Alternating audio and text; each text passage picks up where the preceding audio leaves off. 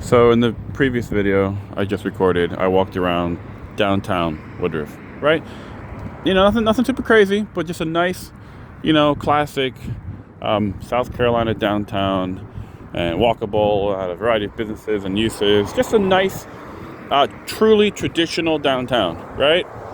And I mentioned in that video how one of the things which is sad about Woodruff is that most of the growth they're seeing as a result of the BMW battery plant here is just going to be on the periphery. Same old Sunbelt suburbia, sprawl, which is not great.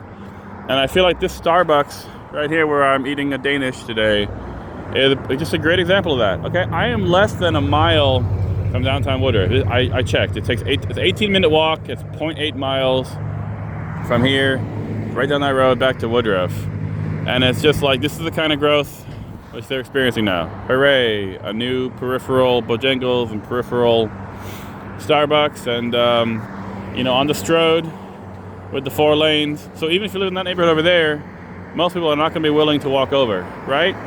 So again, this kind of road style kind of cuts it off from that area, and it's not particularly fun to walk along. You have a sidewalk, sure, but your elbow is just a few inches from speeding cars, so not great. And in my ideal world, I wish they would have put their Starbucks in the downtown, right? I feel like that is not an impossible thing. And here's the thing, right?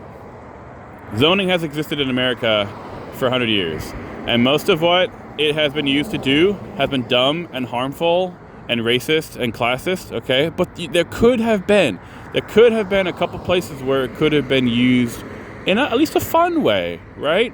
In a place like Woodruff, this small of a rural town, they could have said like, hey, you want to build your Bojangles and your Starbucks here? That's fine.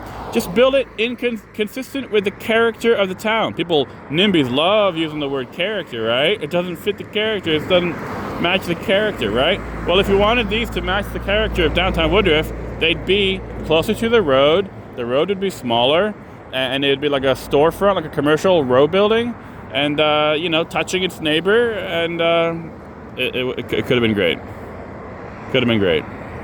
So yeah, so Woodruff is just going the way of pretty much the rest of South Carolina, where downtown's great, downtown's got revitalized, hooray, but 90% of the new growth is just a Bojangles on a Stroad.